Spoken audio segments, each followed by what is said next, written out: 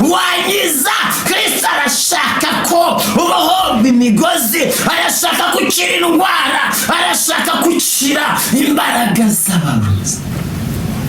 Kristo we arashaka, we arabishaka, arashaka kugira amahoro, arabishaka kugira umutuzo. Umwami Yesu arabishaka. Dawidi igihe kimwe arimo yatura iby'ibyaha yaravuze ngo umbabarire kubw'imbabazi zawe, kandi kubw'imbabazi zawe usibanganye ibicumuro.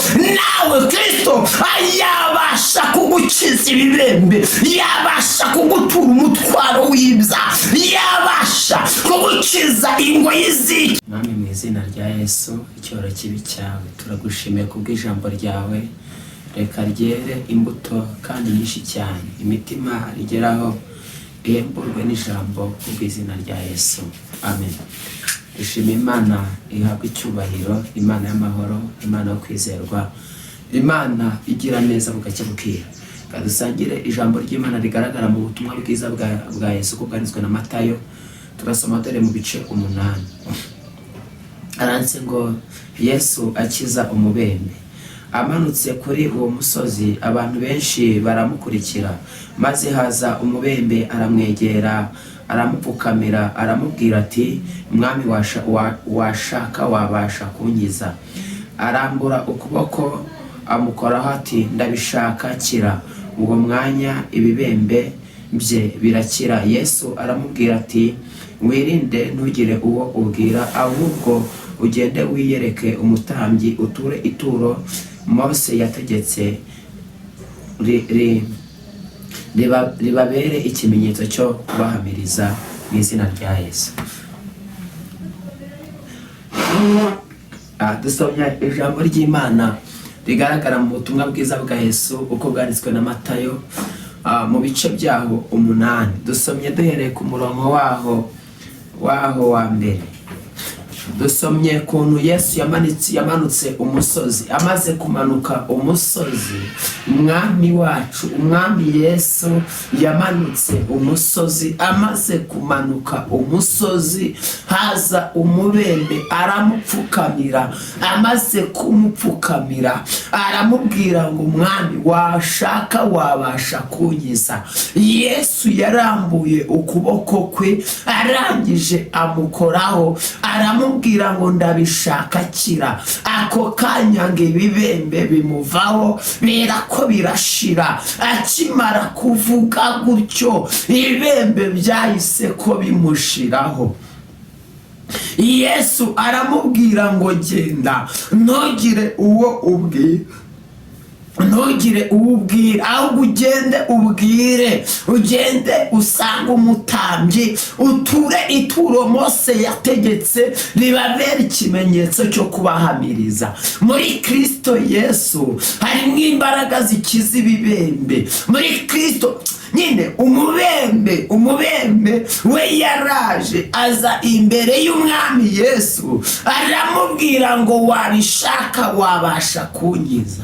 Mubembe yari afite ibibazo bibiri. Ikibazo cya mbere nuko yari yarabembye, kandi ababembe bahabwaga akato muri Isirayeli. Ababembe bahabwaga akato. Akimara kumubwira ngo, wabishaka wankiza, icya kabiri n'icya mbere yari yarahawe akato, icya kabiri yari arwaye ibibembe. Ariko Umwami Yesu bakimara guhura, igikorwa cya mbere yakoze nuko wari warahawe akato, wari waranenwe, wari warajugunywe kubw'ibibembe, yarambuye ukuboko kwe amukoraho, aramubwira ngo, Ndabishaka, kira. Yesu arabishaka nawe kugira ngo uve mu kato washyizwemo. We yaraje aramupfukamira. Amaze kumupfukamira, aramwinginga, amupfukama imbere, amubwirije, bavuga ati, Mwami wabishaka wabishima wabasha kunkiza. Yesu yarambuye ukuboko kwe, aramubwira ngo, Ndabishaka. Nawe unkurikiranye, Yesu arashaka kukira. Yesu arashaka gukira umubabaro, arashaka gukira arashaka. Yesu arashaka ko ukira.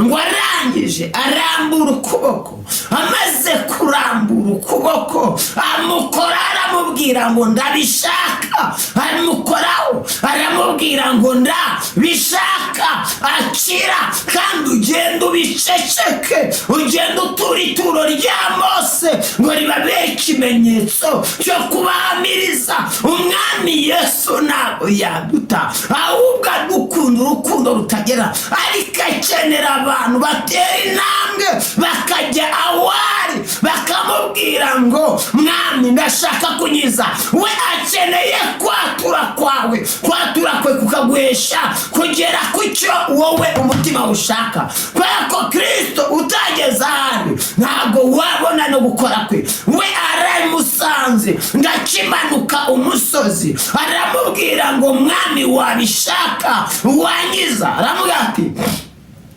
mwami wabishaka wanyiza. We yamubwira ijambo rikomeye, aramubwira ngo njyewe ndabishaka. Arangije icyambere wari waranemwe yamurambuye ukuboko amukoraho. Umva ikintu umwami Yesu yarakoze ku buzima bw'umubembe. Yaramubwiye ngo n'abaguhaye akato ntibongere kugukoraho, nonaha akira n'ihumure. Rega ngo hari igihe uba mu bihe natwe ugahabwa akato ukaba igicibwa, ariko umwami Yesu mwamara guhura akato wari warasizwemo akakagukuramo, akagukiza ibibembe. Yamara kugukiza ibibembe akagusigira n'ihumure.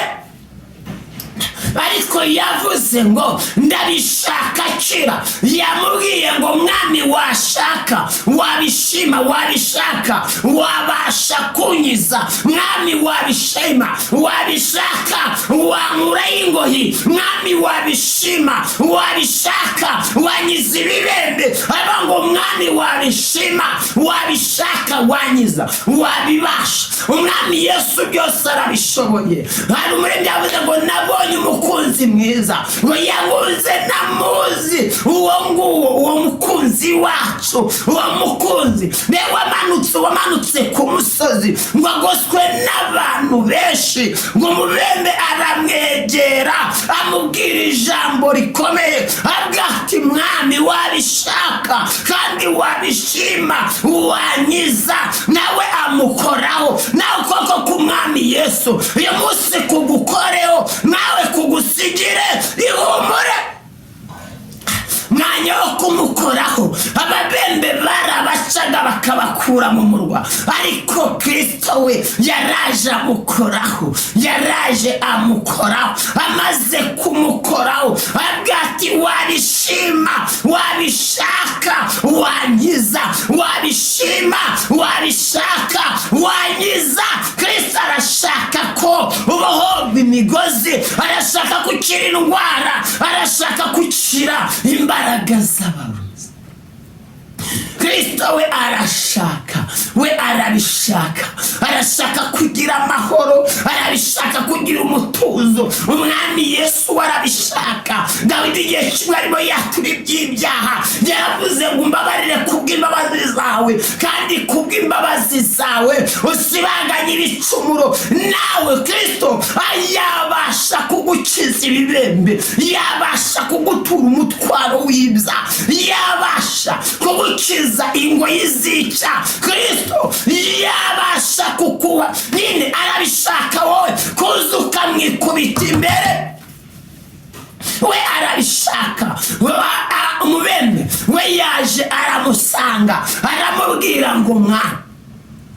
Yaramanutse umusozi, amaze kumanuka umusozi ngo yaragoswe n'abantu benshi. Muri uko kugotwa n'abantu benshi yarazengurutswe n'abantu benshi. Ngo ariko umubembe ngo araza, ngo amaze kuza amugera iruhande, ngo amupfukama imbere, amwikubita imbere. Amaze kumwikubita kumwikubita imbere aramubwira ngo mwami wabishaka wabishima wahiza. Hashimwe Kristo waje kudukura ingoyi z'icyaha. Hashimwe Kristo waje kudukiza ibibembe by'ibyaha. Uwo mubembe yaje aramubwira ngo mwami wabishima waba wabishaka wahiza. Kristo arabishaka, arashaka gukira, ashaka kukurwa ibibembe by'ibyaha, arashaka ko wongera kwera. Icyo Imana abwiraga Mose ngo shira ikiganza cyawe mu kwaha, ngo amaze kugishyiramo ngo cya kiganza kirabemba, ngo yongeye kugisubizamo ngo cyongera no gusubirana umubiri. Nawe Imana irabishaka gukira, irabishaka kongera gutungana. Imana irabishaka kongera kwambara ubwere. Imana irabishaka kongera kubyuka. Imana irabishaka kongera kwema. Imana irabishaka ko iyo migozi yongera kugukurwaho. Umubembe yaraje yikubita imbere y'umwami aramubwira ati mwami wabishima wabasha kunyiza, mwami wabishima wabasha kunyiza. Aramugaragije ngamukoraho arambwira ati humura, nubwo baguciye witeka, nubwo baguhaye akato, nubwo bagica muke, abatariko ndabishaka akira gukira. Arambwira ati ndabishaka. Nyine umwami we nagaturebera mu ishusho y'abantu baturebera, agaturebera mu mugambi icyo twaremewe. Imana yiturebera mu mugambi icyo twaremewe. Nta jambo Imana ivuga ngo rihere icyo waremewe, naho cyagenda imyaka ibihe n'ibihe uzakibona kigaragara, kubera yuko umubembe yaje yari yarahawe akato. Umwami amukoraho aramubwira ngo ndabishaka. Ngako kanya ibibembe birako bigira gute birashira. Ako kanya ibibembe birako birashira. Yaje amwikubita imbere, arangije araza amupfukama imbere. Amaze kumupfukama imbere arambwira ati mwami wabishima, mwami wabishaka wanyiza. Arambwira ati ndabishaka, ugenda ukire. Ako kanya ibibembe birako birashira. Arambwira ati ntugire n'ubibwira, ntugire n'ubibwira, ugende usanga umutambyi mutura ituro Mose yategetse. Imana irashaka gukira. Imana irashaka ko ibyo bibembe bikira. Imana irashaka ibyo bibembe bikurwaho. Imana irabishaka. Mose we yasize icyo kiganza cye agise mu kwaha. Imana irimumwereka ngo kirangira ngo kirabe. Ako kanya gisubijemo kigaruka ari kizima. Imana yishaka ko dukora ibihwanye no gushaka kwayo. Imana ishaka. Yohana niwe bivuze avuga ngo dore nguriya ntama w'Imana ngo waje gukura ibyaha by'abari mu isi. Imana ishaka ko twebwe yashaka gukira. Mubembe yaraje arasanga, asanga umwami Yesu. Amaze kumusanga amwikubita imbere arambwira ati mwami wabishima wabishaka wanyiza. Mubembe yaraje amwikubita imbere amupfukama imbere arambwira ati mwami wabishaka wabishima wabishaka wanyiza. Umwami amurambika ikiganza. Amaze kumushyira ikiganza arambwira ati ndabishaka kira. Arambwira ati ndabishaka kira. Yarambwiye ngo ndabishaka. Nawe Imana idukiza imbaraga mbi z'ibyaha ndetse n'ubutware bw'ibyaha, kandi ntibizongera kudutsinda ukundi. Imana idukiza ibibembe by'ibyaha. Imana idukure mu ngoyi z'ibyaha. Imana yavuze ngo yabishaka. Umwami Yesu arabishaka ko bikuvaho. Umwami Yesu arabishaka ko ibi bibembe bikurekura. Umwami Yesu warabishaka ko iyo migozi ikurekura. Umwami Yesu arabishaka ko izo ndwara zigukurwaho. Umwami Yesu arabishaka ko ibyo bikuremereye byagukurwaho. Warabishaka, we arabishaka. Yavuze ngo yemwe abarushye n'abaremerewe muze munsange ndabaruhura. Nibutse Yakobo arimo ahunga Esawu ageze i Luzi, yatunguwe n'umwijima, ariko kubona umwijima byatumye abona yiseguye ibuye. Abona urwego ruzamuka, abamarayika bamanuka, abandi bazamuka.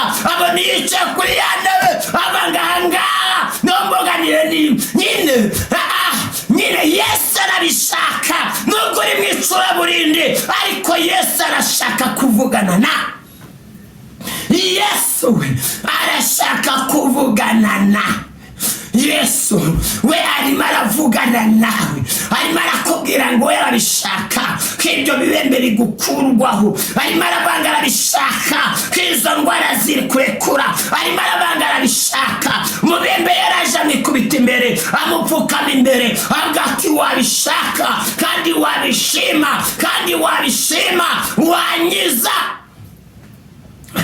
Amupfukama imbere umwami wacu, umwami nyiribihe, umwami nyiramahoro, umwami nyirubutware, umwami nyirubutunzi bwose, azana ikiganza cye kimukozaho, aramubwira ngo humura. Yari nubwo uri umubembe, nubwo wabembye rwose, ngo ariko humura. Nubwo wabembye, nubwo uri umubembe, ngo ariko humura. Ako kanya ababembe bari barahawe akanya, ariko we yazanye ikiganza cye, arangije akimukozaho, aramubwira ngo nubwo uri umubembeho. Nyine babisobanuye ko nubwo yari yarabembye, nubwo yahawe akato, ariko hari ihumure ry'umwami rimugezeho, hari ihumure ry'Imana rimugezeho. Nyine nawe ijuru rikuremere ihumure ridasanzwe, ijuru rikuremere ihumure ridasanzwe, ijuru ryongera rikuremere ihumure ridasanzwe, ijuru ryongera rikuremere ihumure ridasanzwe. Muri ako kanya ngakimara kumukoraho ngo ibibembe arabitegeka bimuvaho. Bikimara kumuvaho aramubwira ngo haguruka ugende usanga umutambyi, ngo turi turo Mose yategetse ngo ribabere ikimenyetso cyo kuhamiriza, ariko aramubuza ngo ntagire n'uwabwira ibyabaye. Ariko Kristo wacu ni umwami w'amahoro, nawe Imana y'amahoro, Imana nyir'ubugingo, Imana nyir'ubutware, Imana yo kwizerwa, Imana uyu munsi kurambura ukuboko kwayo ukira iby'imbaraga z'ibibembe n'ubutware bwazo. Mana mu izina rya Yesu, reka ishimwe riri ryawe. Mubembe yaraje arakwegera, ngarangije ngagupfukama imbere, arakubwira ngo mwami wabishima wabishaka wanyiza. Urangije ngo umukoraho, ukimara kumukoraho arakira. Ndasenze mukore ku bantu bose badukurikirana, kandi ijambo rye rihambura imibiri yabo, bakiza indwara z'uburyo bwose, bakiza imbaraga mbi n'uburetwa bw'ibyaha. Mwuka wera w'ubugingo aguma bamurikire, ku bw'izina rya Yesu, amen.